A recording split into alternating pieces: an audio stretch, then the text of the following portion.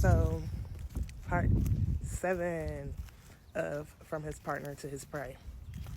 So, after I had our first child, she was born, like I said, with Down syndrome. She was very healthy otherwise. She did have to stay in the NICU for a while they were running the test. She had to be in there, I want to say maybe about a week maybe after she was born. They discharged me, and there was no way I was leaving without my baby. So they set me up in the Ronald McDonald House. It's like lodging in the hospital for families that have babies in the NICU who don't want to leave their kids or don't have the ability to leave their kids. Like they don't have nowhere to go, type of thing. So I stayed with my baby, and once she was clear to get discharged, we left. We went back to my mom's. My mom was so happy because it had been so long since there was a baby. So she was really happy, really nice. Her and I were getting along. The other family member and I were still, by this time, she wasn't in the house anymore. So although she wasn't in the house, of course, because we had that, strain in our relationship that whole time, it lingered. But I moved, into the room that she had, which was the original plan anyway. So at this point, Tyler has completed all of his training and has made it to his first military destination. Well, like I said, Tyler decided not to come to the birth. So my father decided, okay, when you ready to go? I said, well, the doctor said we can leave in 2 weeks. So 2 weeks after I had the baby, during that 2-week process, I'm packing up everything I can from my mom's house. Getting as much stuff as I can load up in my dad's pickup truck to drive to my new state of residence. So, like I told you, I'm from Michigan. So, Tyler was stationed in Georgia. And I wanted to be in the South.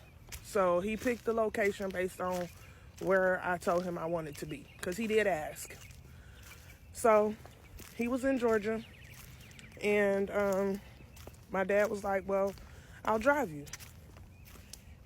He had met Tyler maybe once or twice, maybe. But he wasn't really that familiar with him. A lot of my family wasn't. So we load up the truck. My dad drives us down. And he unloads the truck. We get to the house. At this point, we're living on the military installation. So we have to wait at the front gate for Tyler to come let us in before we get to the house. So we are at the gate waiting for Tyler. Tyler finally comes. We get on the military installation. My bad. There was a lot going on. So Tyler picks us up from the gate. We go to the house. Him and my dad. Well, I introduced Tyler to his daughter. He sees her and he's like, she's so small. She's so little. I'm going to call her Tiny. So that's what he used to call her at first. So my dad and Tyler unpack the truck and they load everything in the house. I take the baby in the house and I'm trying to unwind. At the same time, trying to settle because I'm in a whole new place. I don't know anybody.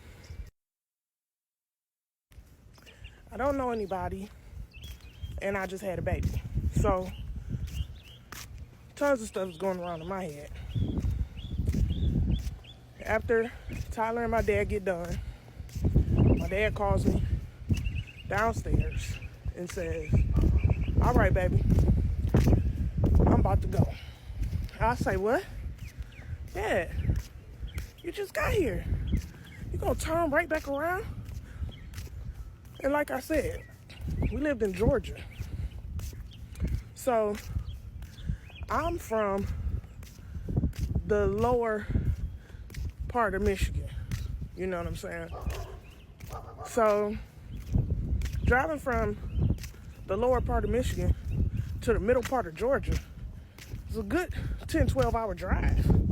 So for my dad to say, oh, I'm just about to turn right back around and go home, and he was well into his 60s at this time. So I ain't like that. I was like, what? When are you gonna go home? He was like, no, it's cool. I'm just gonna get right back on the road. If I get tired, I'll pull over and take a nap. I'm like, damn, Dad, okay. Well, thank you. You know what I'm saying? For bringing us down here, making sure we got here safe. Thank you so much. Tyler sees, guides my dad out to the gate. My dad gets on the road. Tyler comes home.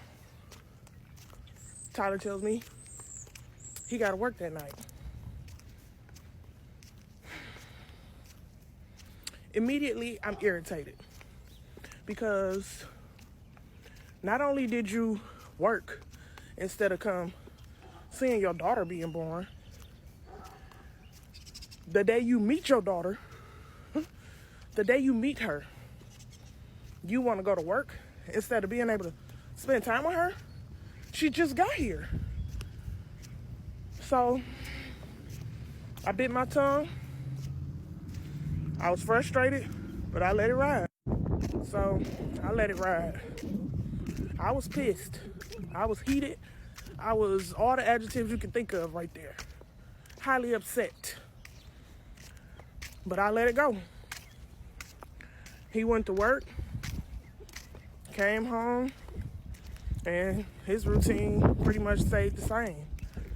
He would invite his friends over to come to the house. Now, at this particular time, when he was inviting his friends over, we didn't have any furniture. We had just moved in. So, everybody was in our bedroom. His friends from his job would come to the house. Like I said, there was no furniture downstairs. There was nowhere to sit. The only place they could go was to the bedroom. They used to come and chill in the bedroom. While I'm breastfeeding, I'm taking care of the baby. Like, this is literally the only spot in the house that has furniture. And the only furniture we have is the bed.